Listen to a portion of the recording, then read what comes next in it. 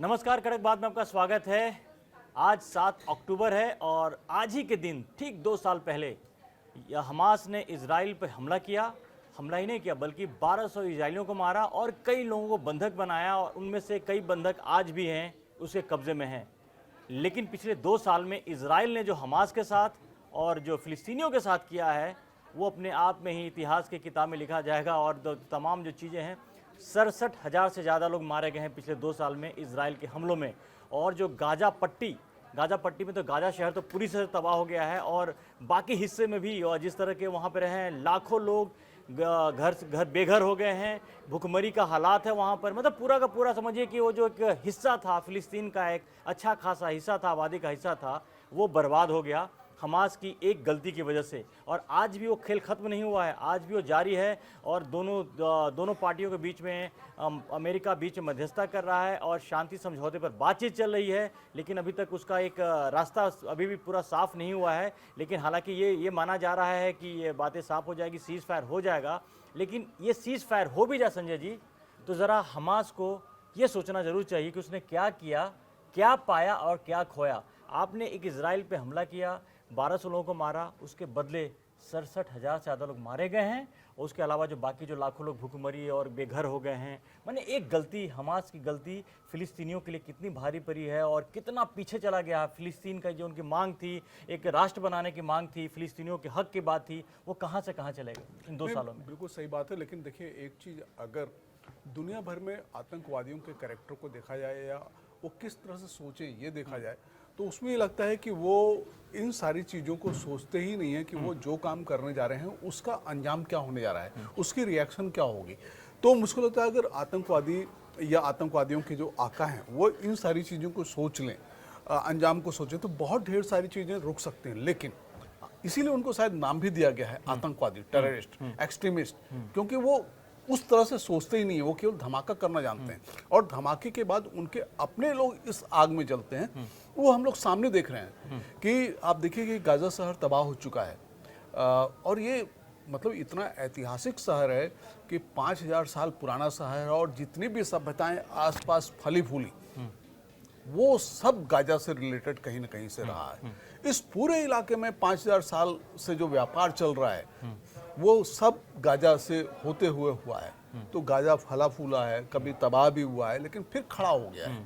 इस बार गाजा की हालत एकदम अलग है। लगता नहीं कि गाजा अब खड़ा हो पाएगा, क्योंकि जिस तरह की चीज़ें हुई हैं कि ज़रा सोचिए, कहने के तो हमास का ये दावा होता है कि फ़िलिस्तीनियों के हक की लड़ाई लड़ा है, लेकिन किस हक की लड़ाई लड़ा है? आप देखिए कि जब ये हक की लड़ाई है, ये हक ही नहीं, है जब एक समस्या है कि एक बहुत फ़िलिस्तीन और इजराइल के बीच में जब रिलेशंस काफ़ी नॉर्मल हो गए थे और यहाँ तक कि इजराइल ने अपने जो इजराइल का जो रास्ता है वो फ़िलिस्तीनियों के लिए खोल दिया था। काफ़ी जो फ़िलिस्तीन थे गाजा से जा करके वो इजराइल में जाते थे, वहाँ नौकरी करते थे, वहाँ काम करते थे, वहाँ इलाज कराते थे और वापस भी आ जाते थे। वो इस तरह के रिलेशन बन गए थे, काफ़ी हद तक नॉर्मल हुआ। कहा तो ये जाता है संजय जी कि ये जो किया है, ये जो कांड किया है, जो 2023 में जो हमास ने किया, वो इसलिए किया क्योंकि तब उस समय इजराइल के बड़ी ही तेज़ी से संयुक्त अरब अमीरात और सऊदी अरब के साथ रिलेशन बड़े ही वो हो रहे थे, नॉर्मल हो रहे थे। अब ये कहा जा रहा है कि ईरान के इशारे पे, क्योंकि ईरान को मुस्लिमों का खलीफा बनना है, वो तमाम जो चीज़ें थी उसको लेकर के उसको ऐसा लगा कि अगर सऊदी अरब और इजराइल के बीच अगर दोस्ती हो जाती है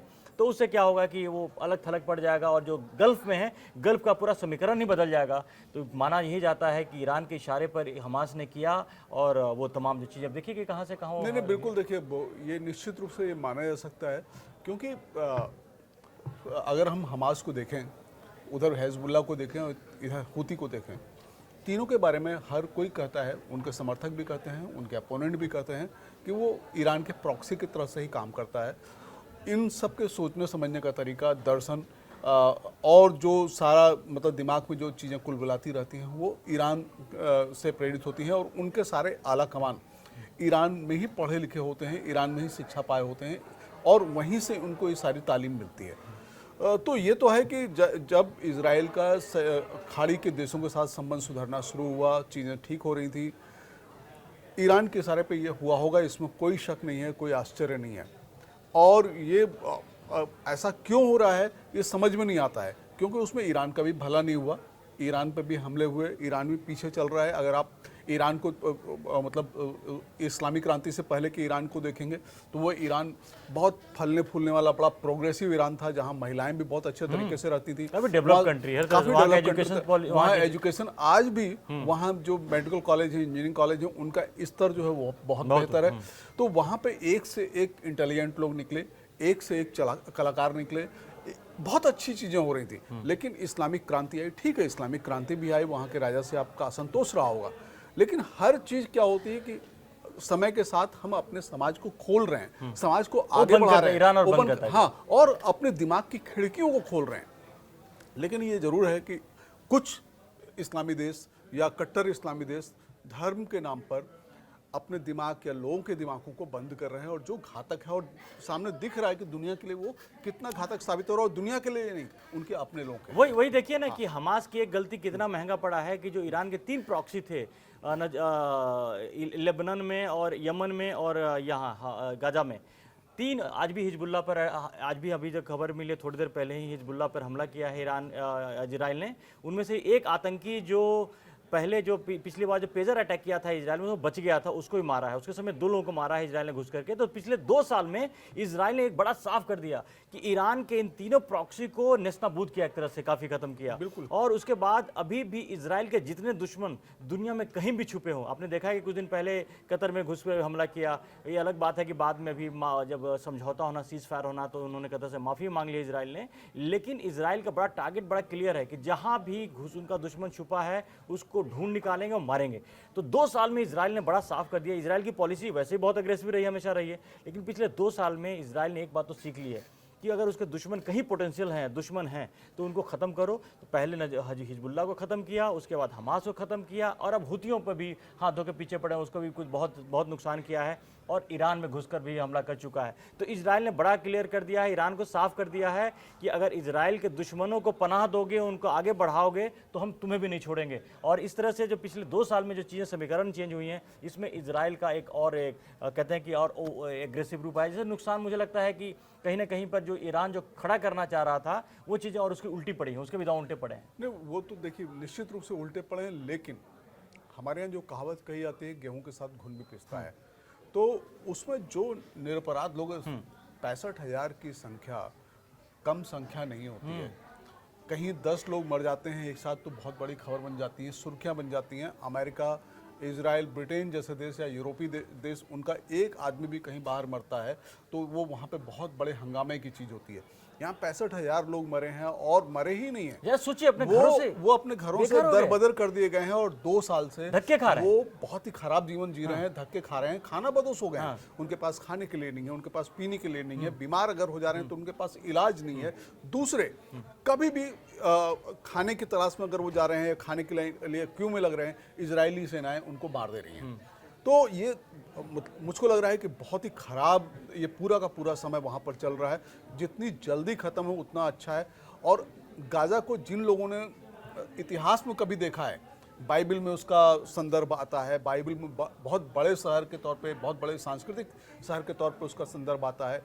यूनेस्को की वहाँ पे बहुत ढेर सारी हेरिटेज थी, वहाँ पर बहुत ऐतिहासिक चर्च थे, मस्जिदें थी, दूसरे संरचनाएं थी, जो सब के सब वहाँ पे ख़त्म हो गई। लेकिन ये जो हुआ, इस बर्बादी के पीछे में इजराइल का दोष कम है और हमास का दोष ज़्यादा है। ना हमास ने जाकर के उंगली की होती, ना हमला किया होता इजराइल के ऊपर 2 साल पहले, न ये हाल हुआ होता। ये बात तो बड़ा साफ है। और इजराइल आगे भी क्या क्या करेगा वो तो देखने की बात है। लेकिन हमास, एक बात हुआ है कि 2 साल में हमास भी आज कहीं नहीं खड़ा है। जो पहले 2 साल पहले जो हमास था, आज करीब करीब हमास को भी इजराइल ने मिटा दिया है। तो हमास न घर का रहा ना घाट का रहा, खुद तो गया ही गया, साथ में वो 67,000 फिलिस्तीनियों को जान लेकर गया, लाखों फिलिस्तीनियों को बेघर करके चला गया। अब पता नहीं किस हिसाब से वो अपने आप को उनके शुभचिंतक, हितैषी अपने आप को मानता है। कैसे वो मानता है कि फिलिस्तीनियों के लिए वो लड़ाई लड़ रहा है। ऐसी लड़ाई लड़ने का क्या फायदा? ऐसी आप लड़ाई लड़िए अपने। ये एक टर्निंग पॉइंट है, ये टर्निंग पॉइंट, ये बहुत ढेर सारी चीज़ें बदल रहा है। इस टर्निंग पॉइंट में ये साफ नज़र आ रहा है कि इजराइल ये सब चीज़ें करता रहेगा, और चाहे कोई भी नाराज है उसके ऊपर असर नहीं पड़ेगा। तो दूसरे ईरान को इस समझना पड़ेगा, दुनिया बदल गई है, ईरान जो कुछ सारी चीज़ें कर रहा है वो उसको ख़त्म करनी पड़ेंगी। उसको ये मंसूबे भी शायद ख़त्म करने पड़ेंगे कि उसको किस तरह से रहना है। क्या उसको इजराइल के साथ लगातार पंगे लेते रहना है, या दूसरे देशों के साथ ऐसे पंगे लेते रहना है जो कि जिनको वो इस्लाम के खिलाफ मानता है। तो और इन आतंकवादियों को, चाहे हिजबुल्लाह हो चाहे हुती हो, ये बात सही है कि इसमें कोई भविष्य नहीं है। तो ये सारी की सारी दुनिया बदल रही है, दुनिया के नए समीकरण आ रहे हैं, इनमें भी मुझको लगता है लीडरशिप को ये बात सोचनी चाहिए और दुनिया में शांति लानी चाहिए। वैसे एक बात सच है कि चाहे हिजबुल्लाह की वजह से लेबनान भी एक ज़माने में उसको बहुत अच्छा कंट्री माना जाता था, उसको पेरिस कहा जाता था कि गल्फ का पेरिस कहा जाता था। बहुत आधुनिक शहर था वो। हिजबुल्लाह की वजह से बर्बाद हो गया, आपकी हुतियों की वजह से यमन बर्बाद हो गया, और हमास की वजह से जो गाजा पट्टी है वो बर्बाद हो गया। तो ज़रा सोचना चाहिए जो भी इनको सपोर्ट करते हैं या इनको पता नहीं क्या समझते हैं, इनको क्रांतिकारी समझते हैं या इस्लाम के जो भी समझते होंगे, लेकिन ज़रा सोचिए कि इन तीनों जो ईरान के जो तीनों प्रॉक्सी थे, इनकी वजह से 3 देश में, हम अभी गाजा पट्टी को देश इसलिए बोल रहा हूँ कि भी एक पार्ट है फिलिस्तीन का, जो मांग कर रहे थे कि भाई एक देश बने, तो भी एक उसका पास है पार्ट है। तो 3 जगह पूरी तरह से बर्बाद हो गया है आतंकियों की वजह से। उसमें हिजबुल्लाह, हमास और हुती शामिल हैं। अब ये कहने को अपने आप को चाहे जो कह लें, लेकिन इन्होंने नुकसान किसी और का नहीं, इजराइल का नुकसान नहीं किया है,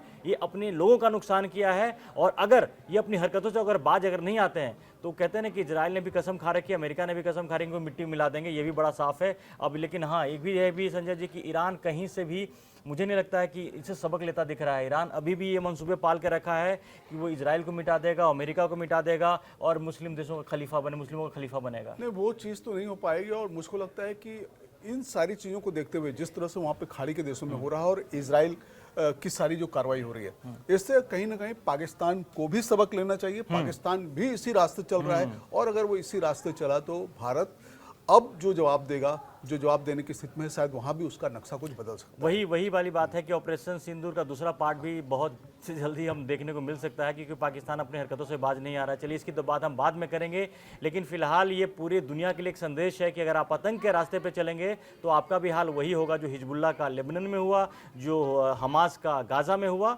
और जो हुती विद्रोहियों का यमन में हो रहा है, अभी भी हो रहा है।